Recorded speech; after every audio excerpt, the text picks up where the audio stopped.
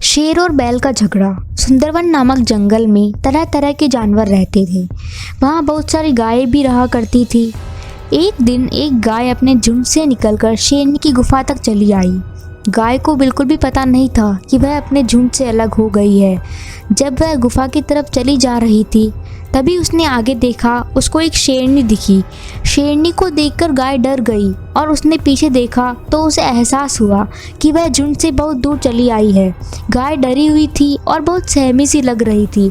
तभी शेरनी प्यार से बोली, तुम डरो मत, मैं तुम्हारा शिकार नहीं करूंगी। मैंने अभी कुछ देर पहले ही अच्छा भोजन किया है। तभी गाय, मुझे पता नहीं था कि मैं अपने झुंड से अलग हो गई हूँ। चलते चलते मैं यहाँ तक आ गई। शेरनी और गाय के बीच ऐसे ही बातचीत शुरू हो जाती है और देखते ही देखते दोनों दोस्त बन जाती है और साथ में ही रहने लगते हैं। कुछ महीनों बाद गाय एक बैल को और शेरनी एक शेर को जन्म देती है। दोनों अपने अपने बच्चे को एक दूसरे से मिलवाते हैं। दोनों के बच्चे साथ साथ खेलते हैं, साथ साथ सोते हैं और खाते हैं। यह सब एक सियार देख रहा था। वह शेर और बैल का मांस खाना चाहता था। उसने सोचा, इन दोनों का मांस तो कितना ताजा होगा, लेकिन मैं तो इन्हें मार नहीं सकता।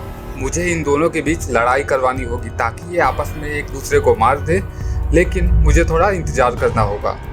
कुछ महीनों बाद शेरनी और गाय के बच्चे बड़े व समझदार हो जाते हैं, लेकिन शेरनी और गाय की आयु खत्म हो जाती है और दोनों मर जाती हैं। लेकिन उनके जाने के बाद भी शेर और बैल दोनों दोस्त ही रहते हैं और एक दूसरे का सहारा बनते हैं। शेरनी और गाय के गुजर जाने की खबर शियार तक पहुंच जाती है। यह खबर सुनकर वह बहुत खुश होता है और बोलता है, आखिर वह मौका आ ही गया।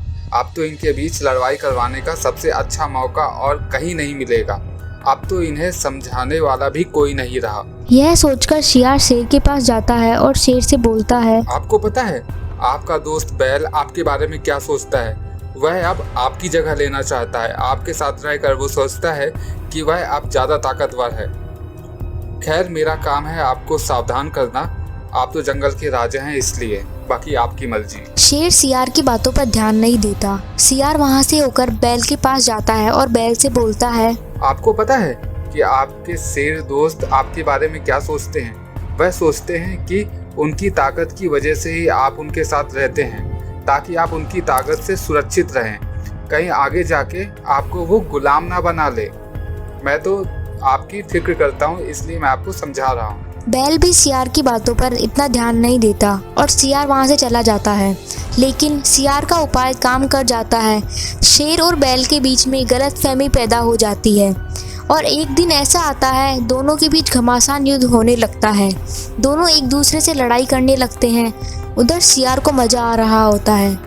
लड़ाई करने के चक्कर में वह दोनों आखिर मर जाते हैं। सियार वहां आ जाता है और बोलता है, अब कई दिनों तक आराम से मांस खाऊंगा। एक गलतफहमी की वजह से दोनों मारे जाते हैं। तो दोस्तों, जिन लोगों पर हम विश्वास कर सकते हैं हमें उन पर ही विश्वास करना चाहिए। हमें किसी और की बातों पर ध्यान नहीं देना चाहिए। कोई और हमारे बीच में गलतफहमी पैदा करवा के हमको नुकसान पहुंचा सकता है।